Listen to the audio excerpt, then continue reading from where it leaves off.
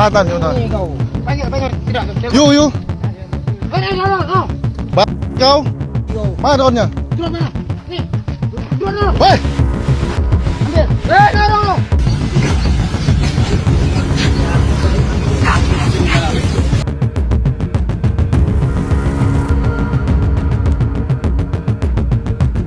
Sampai hari ini, Indonesia dikenal sebagai negara yang sangat terbuka terhadap kehadiran warga asing. Pemerintah memberikan ruang luas bagi tenaga kerja luar negeri untuk berkontribusi di berbagai sektor pembangunan, mulai dari industri, pertambangan, hingga infrastruktur strategis. Sikap terbuka ini didasari keyakinan bahwa kolaborasi internasional dapat mempercepat pertumbuhan ekonomi nasional. Namun seiring waktu, toleransi itu mulai diuji. Bukan karena kehadiran warga asing itu sendiri, melainkan karena perilaku sebagian oknum yang dinilai sudah melewati batas dan tidak lagi bisa ditoleransi. Dalam beberapa tahun terakhir, pemerintah Indonesia mulai menunjukkan sikap yang lebih tegas. Sejumlah insiden menjadi peringatan keras bahwa keterbukaan tidak berarti pembiaran. Salah satu kasus yang menyita perhatian publik adalah penyerangan terhadap anggota Tentara Nasional Indonesia oleh sekelompok warga negara asing asal Tiongkok. Insiden ini menjadi simbol bahwa masalah telah berkembang dari sekadar pelanggaran administratif menjadi ancaman terhadap kedaulatan dan keamanan negara. Indonesia sejatinya merupakan salah satu negara tujuan utama tenaga kerja asing di kawasan Asia Tenggara. Data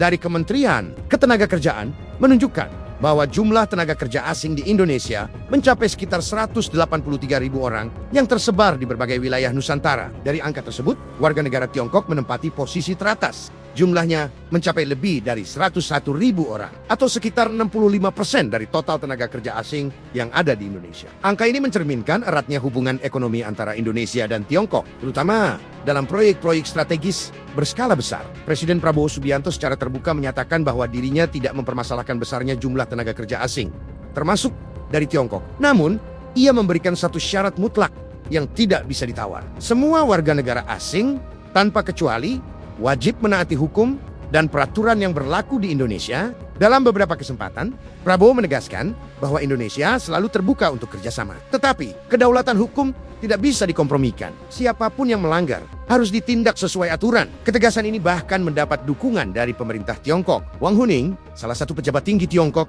secara terbuka menyampaikan bahwa setiap warga negara memang harus mematuhi hukum negara tempat mereka berada. Ia juga menegaskan bahwa pemerintah Tiongkok siap bekerja sama dengan Indonesia dalam melakukan pengawasan terhadap warganya yang bekerja di luar negeri. Menurutnya, Indonesia bukan sekadar mitra kerjasama, tetapi juga telah menjadi rumah kedua bagi banyak warga Tiongkok. Karena itu, menjaga ketertiban dan kepatuhan hukum adalah kepentingan bersama demi menjaga hubungan baik kedua negara. Namun realitas di lapangan menunjukkan bahwa tidak semua warga asing mematuhi komitmen tersebut. Salah satu kasus paling serius terjadi di Kabupaten Ketapang, Kalimantan Barat. Sebanyak 15 warga negara asing asal Tiongkok dilaporkan melakukan penyerangan terhadap 5 anggota TNI dan seorang petugas keamanan perusahaan. Insiden ini terjadi di kawasan pertambangan milik PT Sultan Rafli Mandiri, sebuah wilayah yang seharusnya berada dalam pengawasan ketat. Kejadian bermula dari aktivitas mencurigakan berupa penerbangan drone di area tambang. 4 warga asing diketahui menerbangkan drone di lokasi yang tidak semestinya. Seorang petugas keamanan perusahaan bernama Iwan menjadi orang pertama yang menyadari kejanggalan tersebut. Pada saat bersamaan, kebetulan terdapat patroli rutin yang dilakukan oleh 5 anggota TNI di sekitar wilayah itu. Tanpa menunda waktu, Iwan bersama anggota TNI langsung melakukan pengejaran menuju titik asal drone. Dengan peralatan seadanya dan tanpa persiapan khusus, mereka menggunakan kendaraan perusahaan berupa mobil dan sepeda motor untuk mendekati lokasi. Namun situasi berubah drastis ketika mereka tiba di titik tujuan. Awalnya, mereka hanya melihat 4 warga asing. Namun, tanpa disadari, 11 orang lainnya telah bersiaga di sekitar lokasi. Total ada 15 warga asing yang kemudian muncul dan langsung melakukan penyerangan. Para pelaku diketahui membawa berbagai senjata berbahaya, mulai dari senjata tajam, airsoft gun, hingga alat kejut listrik. Tanpa peringatan, mereka menyerang Iwan dan 5 anggota TNI. Kendaraan yang digunakan untuk patroli dirusak hingga tidak bisa digunakan lagi. Situasi menjadi sangat berbahaya dan keselamatan jiwa menjadi taruhan. Beruntung, petugas keamanan dan anggota TNI berhasil menyelamatkan diri dengan melarikan diri ke area perusahaan. Pihak PT Sultan Rafli Mandiri segera melaporkan kejadian ini kepada aparat penegak hukum. Tidak butuh waktu lama, para pelaku berhasil diamankan oleh pihak berwajib. Proses hukum pun langsung berjalan. Kepastian bahwa kasus ini akan ditangani secara tegas disampaikan langsung oleh M. Eri Setiawan, anggota DPRD Ketapang. Ia menegaskan bahwa tidak akan ada perbedaan perlakuan hukum. Semua warga asing wajib tunduk pada hukum Indonesia.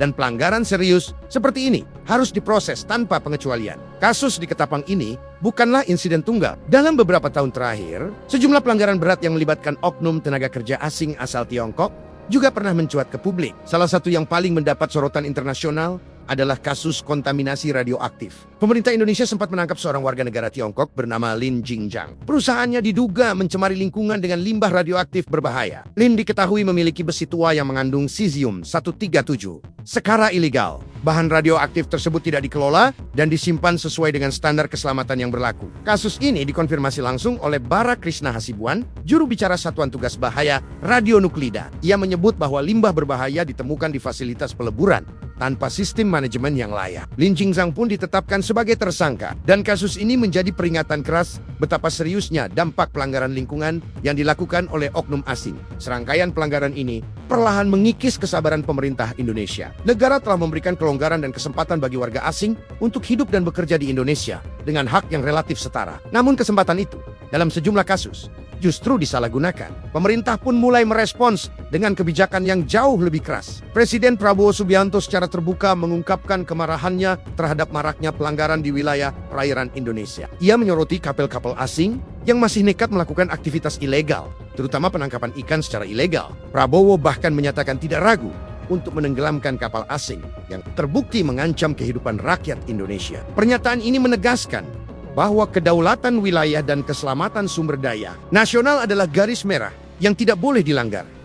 Kemarahan ini bukan tanpa alasan. Jalur laut Indonesia memang sangat rentan terhadap berbagai bentuk pelanggaran, mulai dari penyelundupan barang hingga penangkapan ikan ilegal. Kapal-kapal asing kerap memanfaatkan celah pengawasan dengan mendaratkan barang di lokasi-lokasi terpencil. Dalam beberapa kasus, kapal berbendera Tiongkok disebut sebagai salah satu yang paling sering diamankan. Mereka membawa berbagai barang ilegal, mulai dari elektronik hingga kebutuhan sehari-hari. Beberapa laporan media asing sempat menyoroti tindakan tegas Indonesia. Salah satunya datang dari Vietnam, yang melalui media sosial melaporkan adanya kapal Tiongkok yang dihancurkan oleh aparat Indonesia karena melakukan aktivitas ilegal. Meski demikian, laporan ini masih memerlukan konfirmasi resmi dari pemerintah Indonesia. Selain Tiongkok, Malaysia juga kerap terlibat dalam berbagai pelanggaran di wilayah Indonesia. Bahkan dari sisi volume, kapal berbendera Malaysia disebut lebih sering melakukan pelanggaran. Pada bulan Mei lalu, Kementerian Kelautan dan Perikanan berhasil mengamankan 2 kapal asing berbendera Malaysia yang diduga kuat melakukan penangkapan ikan ilegal. Kerugian negara akibat aktivitas tersebut diperkirakan mencapai 19,9 miliar rupiah. Angka yang dikonfirmasi langsung oleh Pung Saksono selaku pejabat pengawasan. Menariknya, dalam kasus tersebut seluruh awak kapal adalah warga negara Indonesia, sementara kapalnya berbendera Malaysia. Fakta ini membuka dugaan adanya praktik terorganisir yang memanfaatkan celah hukum lintas negara. Selain penangkapan ikan ilegal, penyelundupan barang juga menjadi masalah kronis. Bea Cukai berkali-kali menggagalkan upaya penyelundupan dari Malaysia ke wilayah Sumatera dan Kalimantan dengan barang-barang dalam jumlah besar yang siap diperjualbelikan kembali. Penyelidikan aparat bahkan mengungkap bahwa sebagian pelaku membentuk badan usaha khusus untuk menjalankan aksi penyelundupan. Ini menunjukkan bahwa kejahatan tersebut tidak bersifat spontan, melainkan terorganisir dengan rapi. Hingga kini, pihak berwenang masih berupaya mengungkap aktor utama di balik jaringan tersebut. Masalah lain yang tak kalah serius adalah penyelundupan narkoba. Jalur laut antara Indonesia dan Malaysia menjadi salah satu rute favorit jaringan narkotika internasional. Beberapa kasus menunjukkan modus yang semakin nekat, termasuk penyelundupan narkoba menggunakan pembalut wanita. Kasus ini bahkan menarik perhatian media internasional seperti Channel News Asia yang menilai bahwa penyelundupan lintas batas